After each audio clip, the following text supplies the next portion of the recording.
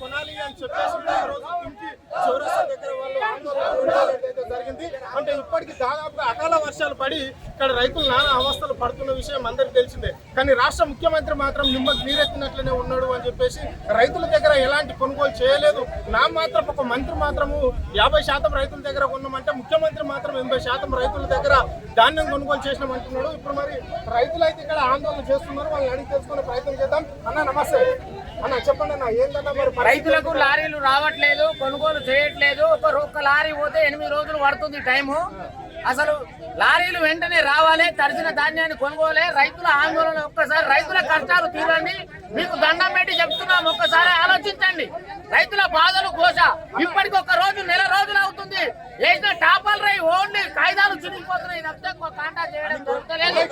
ఒక్కసారి ఆలోచించండి. ప్రభుత్వం చిత్తశుద్ధితో పనిచేసి లారీలు వెంటనే తీసుకొచ్చి మాకు రైతుల కొనుగోలు చేయాలని కోరుతున్నాము.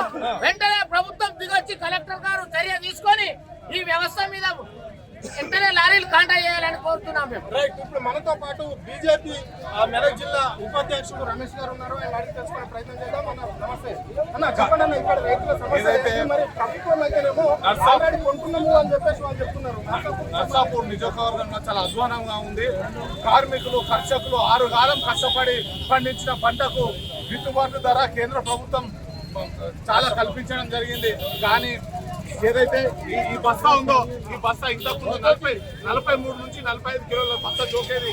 ఎండిపోయిన తర్వాత ఇప్పుడు 40 కిలోలు జోక్తా ఉంది. రేటు తగ్గడం జరుగుతూ ఉంది. క్వింటల్ పట్టనే ఇది టోటల్ అయిపోయిన తర్వాత కూడా రైస్ మిల్లర్లు కూడా చాలా అధ్వానంగా క్వింటాల్కు 10 కిలోల నుంచి 12, 13 కరువు పేరుతో కొట్టేస్తా ఉన్నారు.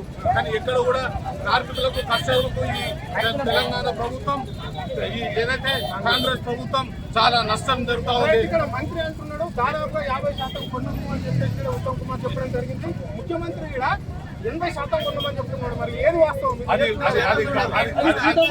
ఏదైతే మంత్రులు ఆఫీసులో ఏసీ రూపాయలు కూర్చున్నారో వాళ్ళు ఒక్కసారి రైతుల దగ్గరికి వచ్చి ఈ యొక్క నర్సాపూర్ ప్రాంతంలో, నర్సాపూర్ నియోజకవర్గంలో వచ్చి ఒక్కసారి చూడమనండి, తెలుస్తా ఉంది. ఏసీలకి కూర్చొని కార్మికుల యొక్క, కర్షకుల యొక్క, రైతుల యొక్క నష్ట కష్టాల గురించి తెలుసుకోవాలంటే గ్రామాలకు వచ్చి రావాలని చెప్పి ప్రభుత్వం చెప్తున్న మాటల మీద ఈ రోజు కళ్ళంలోకి వచ్చి చూస్తే 20 లారీల ఒడ్లు మా తన పెండింగ్ లో ఉన్నాయి. 8 రోజులు అవుతుంది. వర్షం పడక ముందు 4 రోజుల ముందు లారీ పోతే నిన్న ఆవంచ కాడ ఖాళీ చేయడానికి పోతే మళ్ళీ రివర్స్ తీసుకొచ్చి గడ్డమీ ఫ్యాక్టరీ కాడికి తీసుకొచ్చాం.